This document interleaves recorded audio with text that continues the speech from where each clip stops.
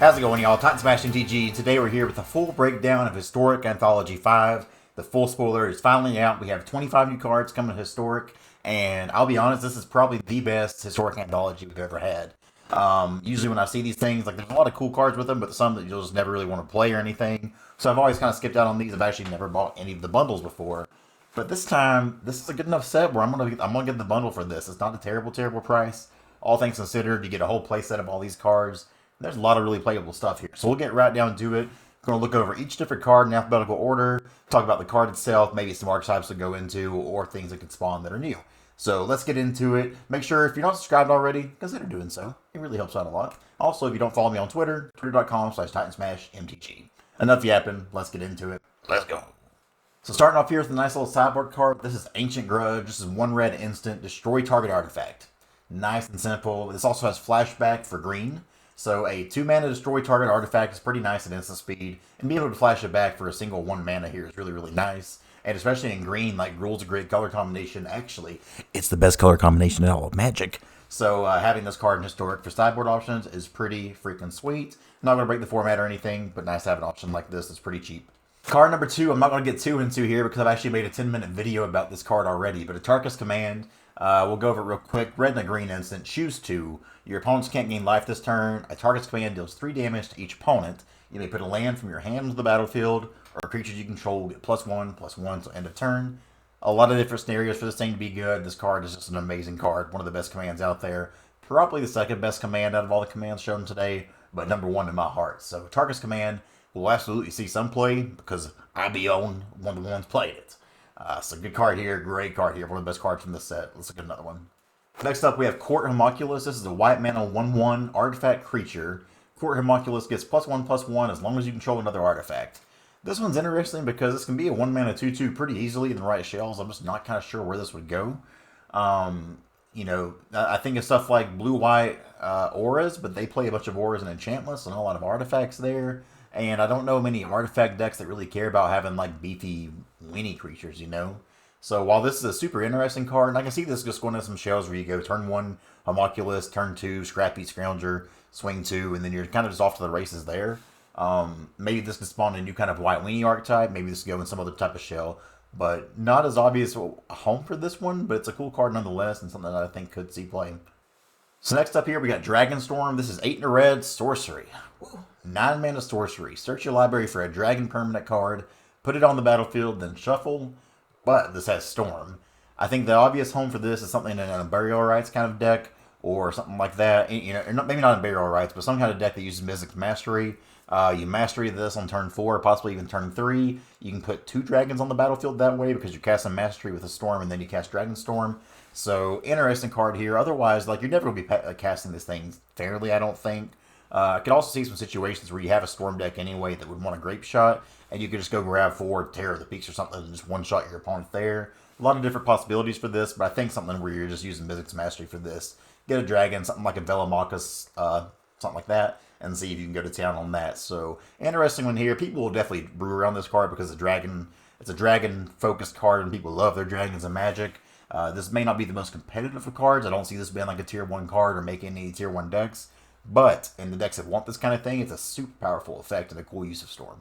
Next up, we got another command here. This is Dromoka's Command. This is green and a white instant. Choose 2. Prevent all damage target instant or sorcery spell will deal this turn. Target player sacrifices an enchantment. Put a +1/+1 on target creature. And target creature you control fights target creature you don't control. I played a lot with this in Standard when I was first learning how to play, or like first starting to really get competitive with the deck. All modes of this are very viable, and it kind of just depends on what kind of matchup you're facing.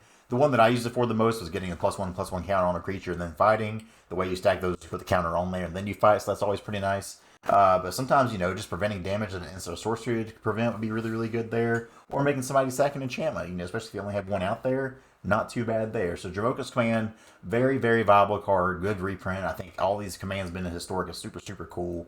And just a powerful card that isn't going to break a format, but it just has so many viable options. You're going to want to play it if you're in the colors. Alright, next up here, the spooky little thing we got on the screen here. This is Elish Norn Grand Cenobite. 5 double white. So 7 mana, 4/7 legendary creature Praetor. Vigilance, other creatures you control get +2/+2. Creatures your opponents control get -2/-2. A lot of different homes for this kind of thing. It is a 7-mana creature that dies to Doomblade, dies to Heartless Act, or, you know, all kinds of easy removal there. But this is the kind of creature where if it just resolves and hits the battlefield, it's going to wipe, you know, a lot of situations wipe your opponent's board because of the -2/-2, which is really, really nice. Especially if you're thinking against things like Young Pyromancer, you're killing Pyromancer and all the tokens it makes and that kind of thing there. And buffing all of your creatures is really, really nice too. So a big swing when this thing enters the battlefield. Again, it's 7 mana though, so either finding ways to cheat this in, maybe Unburial Rights or something like that to bring this back as a way to do. But I'm curious to see what people brew with this card because I know it's a fan favorite. Obviously, this is a huge card in just Magic lore in general, so I'm excited to see what people do with this one. Next up, we got Grizzly Salvage. This is black and a green instant. Reveal the top 5 cards of your library. You may put a creature or land card from among them into your hand and put the rest on the battlefield. Or rest of the graveyard. Sorry, that'd be busted. This card may not seem very strong to a lot of people, but for one, this being instant speed is really good. And two, this is just such a good thing for Reanimator and graveyard strategies to fill that graveyard up. But also, it's a way to guarantee you're hitting your land, to guarantee you're hitting a creature if you need to. Because if you're doing this and you're not finding a land out of all this, something's wrong. So Grizzly Salvage, this is one of those kind of things that just doesn't seem very strong on the outside looking in. But when you're playing against decks, I know Pioneer decks that play this thing, I absolutely couldn't stand because they would just set up their turns so well with this card. Grizzly Salvage is a salvage little card. So expect this to see played somewhere. I don't really know too many existing decks this probably wants to go in, but it's strong enough where it's going to find a home, just a matter of where. Next up, we got some Ecor Wellspring. This is a 2-mana colorless artifact. Whenever it enters the battlefield or is put into a graveyard from the battlefield, draw a card. Weird little card here, 2-mana cantrip that helps you draw something. If there's any Esper Doomfortold or Doomfortold list in general, or anything where you can sack artifacts, this thing is really, really nice here because you play this on 2, then, you say you had your Doomfortold list, you sack this, and you draw a card. It's super, super nice for 2 mana. Boring little card in a way, but for what it wants to do, it does it really well. Next up, we got Intangible Virtue. This is 1 white enchantment. Creature tokens you control get +1/+1 and have vigilance. Don't know any existing decks that's going to go in. Again, this only being creature tokens, that's pretty important. Maybe if you want to get kind of weird, do this in like a Pyromancer kind of shell, or maybe a Hero Precinct 1 kind of shell, something like that. You can make this work, but I just don't think it's going to be super good. This one's a neat card to have, but it just doesn't have a home yet that I know of. Next up, we got Into the North, Jon Snow. 1 of the green sorcery. Search your library for a snowland card, put it in the battlefield tapped, then shuffle. This is doing its best rampant growth impersonation. The fact that you can get any color as long as it's a snowland is really, really cool here. This may not take the place. Like, it's curious. You have to build your deck a certain way to want the snow mana. If you're doing multiple colors, I'm not sure you're even playing snowlands. But if you are, this is just a really, really nice rampant growth, which is super cool. Not sure if it's better than Explorer. Like Explorer, you're not guaranteed to hit that land drop acceleration, but you do draw a card in cantrip, which is also nice. So this kind of just depends on what kind of deck it wants to go into. It's competing very closely with Explorer. I think this is more of a rampant growth kind of card, which we don't have though. So I think it's an important way to add this into Historic and a cool addition. Next up, we got Jim Kataxis, Core Augur, 8 double blue, so a 10 mana legendary creature Praetor. Flash 5/4. It's 10 mana. It better be good. At the beginning of your end step, draw 7 cards. Each opponent's maximum hand size is reduced by 7. Obviously, this is a super, super, super strong card. But 10 mana is 10 mana. Unburial Rights, again, if there's a deck that wants to get this out early, this is really, really good here. Maybe even Garuda. It's even compared to mana cost. Maybe Garuda wants this and all the other Praetors. But I'm not really sure where it goes into. Like, you don't want to ramp up to 10 mana. That's kind of crazy. Sultai Ultimatum could do this, but I feel like there's stronger things you could be doing. I don't know. It's an interesting card. 5/4 Flash is an okay body, but it still dies to a lot of pretty cheap stuff. Like, I would hate to get, you spend all your time getting this out, and then it just dies the Doomblade for 10 mana. That's not really acceptable. So I know people will play with this one. I think it's a very cool card, and hey, I'll probably play with it myself. Just not 100% sold it's going to be strong enough to make it Historic currently. Next up, I said there was one command that was better than the Target's command, and it is Culligan's command. This is 1 black and a red, so a 3-mana instant. Choose to return target creature card from your graveyard to your hand. Target player discards a card, destroy target artifact, or Culligan's commands deal 2 damage to any target. Every single mode on this thing is good. There are a lot of artifacts in Historic that are really good and that you want to blow up, so that's nice. Returning a creature card from your graveyard to your hand is super nice. This opens up a lot of different, whether it's just good creatures being killed or maybe creatures that have ETBs that died that you want to bring back. A lot of versatility with this card, and it's really, really nice there. Target player discarding a card at instant speed is super good. Especially if you're getting to a top deck war, you can let them draw on their draw step and then make them discard the card before the main phase is super nice. And finally, just hitting a card for 2, not too bad either. So there's a lot of situations where, you know, they play their 2 toughness creature, do 2 damage to it, make them discard a card, and then it's your turn. Not a bad way to spend your end step, or their end step. So Colin's Command will absolutely see play. Look for this in Arcanist, Dreadhorde, Arcanist kind of list and things like that. Next up, we got the Looter. Merfolk Looter, 1 and a blue, 1/1. Tap it, draw a card, then discard a card. It's simple. Maybe Merfolk wants this. Nobody else probably wants this, but hey. I mean, maybe blue control decks would maybe want this like out on the sideboard and like taking out removal. I don't see it. This is one of the more boring reprints in this set, but it may find a home. We got another command here. This is Oshitai's Command. This is 2 white and a blue, 4 mana instant. Choose 2. Return target creature card with mana 2 or less from the graveyard to the battlefield. You gain 4 life. Counter target creature spell or draw a card.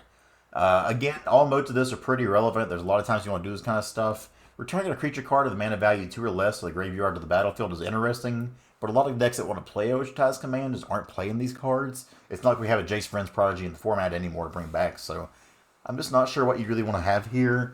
I do think something like Auras, something like Auras maybe want to play this. That could be viable there, but otherwise I'm just not too sure. But I know when I played against Blue Light Control, it's felt really bad to have them have 4 mana of, I'm trying to resolve a spell, they counter my target creature spell and draw a card. Pretty good. Next up, we have Ray of Revelation. 1 and a white, instant, destroy target enchantment. Flashback for green. Again, it's a sideboard card, but a good one nonetheless. Speaking of sideboard cards, we have a Relic of Progenitus. This is a 1 mana artifact. Tap it. Target player exiles a card from their graveyard. Pay 1 and exile it. Exile all cards from graveyards. Draw a card. Relic is a modern staple. This has seen sideboard play in pretty much every format that it's been in. Expect this to be a key staple in Historic. This is a really nice one here. I love that you can just exile certain things if you want to and keep doing that. So if your opponent has Croxes on the other end or something like that, you need to just pick those off, you can. Or if you're against rogues or something like that and you need to just blow the whole thing up, then just do it, baby. It's fine. Relic, it's going to see some sideboard play. Nothing more to say about that. So next up, we have Reverse Engineer. This is 3 blue, so a 5 mana sorcery. Draw 3 cards, but you can't improvise. I don't know if this card will be good enough or not. There's not really a lot of improvised decks out there. There is Inspiring Statuary now. There's other kind of decks out there that have a bunch of little cheap artifacts that you can use to tap. Maybe this is good enough after all. We'll have to see. Currently, I don't think this is enough to really shift it one way or another to make it good enough, but it's a cool option nonetheless. Next up, we have Sheldred, Whispering One. This is 5 double black, so a 7 mana 6/6 legendary praetor. Swamp Walk. First time seeing that in Arena. At the beginning of your upkeep, return target creature from your graveyard to the battlefield. At the beginning of each opponent's upkeep, that player sacrifices a creature. Very strong card here. The fact that it does it on your upkeep and then opponent's upkeep means every turn something is going on. In certain matchups, it seems like it's just unbeatable. Again, though, it's a 7 mana card, so that's going to be kind of hard. But 6/6, that's not a terrible body there. It's kind of hard to remove with a lot of the removal that's in Historic right now. I think this has a chance to see him play again. It's another card that maybe these Unburial deck rights want. So we'll just have to see if they're good enough or not. Alright, next up we have probably the worst command of them all. This is Sildenguard's Command. This is 3 blue and a black, so 5 mana instant. Very expensive for a command here. Choose 2, counter target non-creature spell, return target permanent to its owner's hand. Target creature gets -3/-3 to end a turn, or destroy target planeswalker. Now obviously this is 5 mana, so all of your options here are a little bit stronger overall. But they're ones that you can't just use all the time. Like Kolaghan's Command, no matter what it is, what the situation, doing 2 to the face and making them discard is always going to be kind of decent. But for a 5 mana card here, like there's times where like you're not going to be able to do any of these, and that's just not very good. This is a very reactionary spell. I think, again, this is just the worst of the commands. When it does hit, and if they're able to hit it and have like valid targets for both ends, then it's brutal and feels really bad. But this is very situational compared to the other one. Next up, we have Stifle. This is a single blue mana instant, counter target activated or triggered ability. I guess, everybody's calling for a Taint Impact or Thassa's Oracle Band. Well, now we have a 1 mana way to stop that. Stop them from winning the game right on the spot there. GG. Stifle is very conditional. Maybe it sees its way into some sideboard play, though. I don't think it's going to be super great, but it's obviously a powerful effect against a lot of things that can just win a game. So this is one of those cards that kind of surprises you and hits you out of nowhere, but if it does hit you, you probably just lose the game. Next up, we have Trash for Treasure. This is 2 and a red sorceries. An additional cost to cast a spell, sacrifice an artifact, return target artifact from your graveyard to the battlefield. So a 3 mana artifact reanimator is kind of terrifying. It really just depends on what you can do with this. Maybe some God's Pharaoh gift wants this one. 3 mana is awful cheap for this. However, you do have to have an artifact ready to sacrifice already. You know, we looked at the 2 mana artifact that was pulled earlier here. Maybe you have that in here. You can sacrifice this and somehow you have something in your graveyard already. Again, this is very conditional. There's a lot of stuff that needs to go right for this kind of thing. That's how those decks operate anyway. So this is a really cheap option to do so, and something that can work out okay. So I think this may see some play somewhere. It's going to be in very niche decks, but it could be good. Next up, we got Urabas the Hidden. I love this card. This is 3 double red, so a 4/4 legendary creature praetor. Creatures you control have haste. Creatures your opponents control enter the battlefield tapped. This is nice, this is simple, and this is red. If there's a big red shell out there that wants this, maybe it goes in there. 4 mana haster that makes your opponent's creatures enter the battlefield tapped is super sweet. And the fact that everything that you control has haste, I mean, if you're playing these big red creatures, you play this, the next turn you play another big old fatty that usually wouldn't be able to attack, but now it can.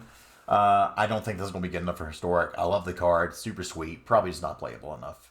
Next up, we got Vault Scourge. This is an artifact creature imp.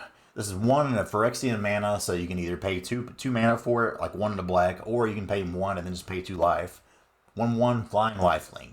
It's nice, it's simple, it's an artifact and a creature. I'll be curious to see if this is good or not again. If this is going to be good enough, it may go into a deck with the 1 mana 2/2 potentially. Flying lifelink are nice keywords there, but I'm not really super excited or crazy over this thing. But I could see it finding a slot somewhere, you never know. So the last Praetor we have here is Vorinclex, Voice of Hunger. This is 6 green, so 8 mana, 7/6 trample. Whenever you tap a land for mana, add 1 mana of any type that land produced. Whenever an opponent taps a land for mana, that land doesn't untap during its controller's next untap step. So you get this thing down, it's a big, beefy trampler to close the game out. It's doubling all of your mana if you're wanting to do that kind of thing. And then if your opponents are tapping mana for anything, they're not getting it back that the next end step. So it's an interesting card. Again, I think this is a little bit too slow for Historic. It's a super sweet card, obviously, and it's seen play in other formats. I just don't know if it's something you actually really, really want. But it's Praetor. People will try it out because they love these things. Last on the list here, we have Whirly Rogue. This is 2 double blue, so a 2/2 creature, Human Rogue Artificer. Whenever it enters the battlefield, create 2 1/1 colorless top tier artifact tokens with flying. You can tap 2 untapped artifacts you control. Target creature can't be blocked this turn. This is one of those cards that doesn't seem super strong on its face, but it's actually not all that bad. 4 mana to make 3 different bodies is pretty sweet. 2 of those bodies being flyers. If you have an improvised kind of shell, you have 2 things that can tap right away for that.